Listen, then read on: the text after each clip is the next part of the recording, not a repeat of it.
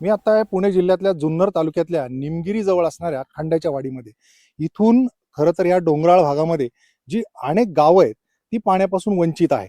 अशाच पद्धतीतून रस्त्याने जाताना मी पाहिलं या महिला ज्या आहेत त्या सगळे हांडे घेऊन आणि हे ड्रम घेऊन इथे थांबले होते. ताई, कशासाठी थांबले तुम्ही? काय इथे? पाण्यासाठी थांबले. बरं, कुठे आहे पाणी आता? इथं खांडीच्या वाडीत. हे बोर आहे. हा, याला पाणी आहे का? हाय, पण मग सासून भरायला लागते ना. बर. 15-20 मिनिटं थांबवायचं, तवा भरायचं. मग हा. 15-20 मिनिटं थांबल्यानंतर 7-8 हांडे भरतात. हा. तर पहाटे 3 वाजेपासून तर रात्री 1 वाजेपर्यंत हापसा चालूच राहतो. सासून सासून सासून आपला थोडा आगे मोळ्याच्या पंजाऱ्यावानी भरावा लागते. त्याला इलाज नाही. कामदार येतात, गप्पा मारतात आणि निघून जातात. त्याला आमचा नाही इलाज आहे. रात्री 1 वाजेपर्यंत पाणी भरतं? हा, 1 वाजेपर्यंत पाणी या आपशावर? हा, या आपशेवर. नाही नाही ताई, आता तुम्ही रात्रीचं सुद्धा इथून पाणी? रात्रीचं सुद्धा येतो इथं पाण्याला. बरं, या महिला पाणी भरतात? आता सकाळ 3 वाजता आले मी. हा, हा. जानेवारी पासून आम्ही पाणी भरतोय रात्र दिवस इथं येऊन. बर. तर कधीच कोणी आलं तरी विचारित नाही का काय नाही. टँकर येतो तो आठवड्यातून एकदा येतोय. बर. मग एवढं पाण्याची सोय नाही तर ही मालक चांगले आहेत म्हणून आम्हाला पाणी देते. आता दुसरं नाहीच जर त्यांनी दिलं तर आम्ही लोक कुठे जाणार आहेत? बाया एक बाया असते घरी, एक माणसा बारीक पोरा टाकून इथपर्यंत आम्ही पाण्याला येतोय. आज सकाळी 7 वाजता आलोय तर इथपर्यंत अजूनपर्यंत पाणी भेटलं नाही आम्हाला. सकाळी 7 वाजता इथे 7 वाजता भांडे आणलेत आम्ही इथं. नंबर तुम्ही किती वाजेपासून इथे? मी 3 वाजेपासून आले.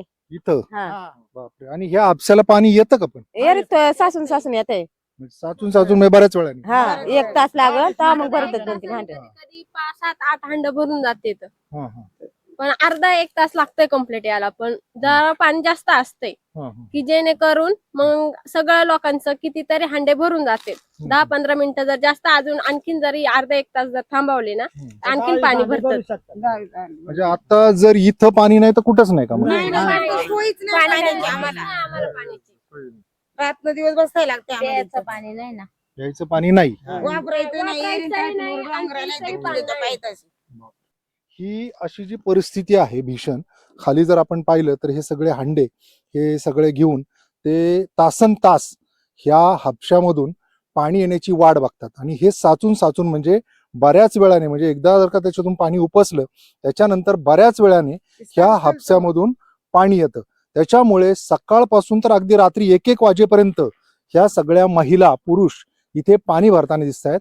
म्हणजे मी ज्या ठिकाणी उभा आहे ती निमगिरीची खंड्याची वाडी आहे आणि या ठिकाणी ही परिस्थिती आहे. अशाच पद्धतीने इथल्या आसपासची जी गाव आहेत, तिथल्या आजूबाजूच्या गावामध्ये काय परिस्थिती? तिकडे गावात नाही असं असते पाणी, पण आमच्याच वाढेल सगळी जर आम्ही पाण्याला बसलो आम्ही खायचं काय? पाण्यालाच यायचं बसायचं. 2-2 माणसं असतील, मजुरी सुद्धा करता येत नाही पाण्यामुळे आम्हाला.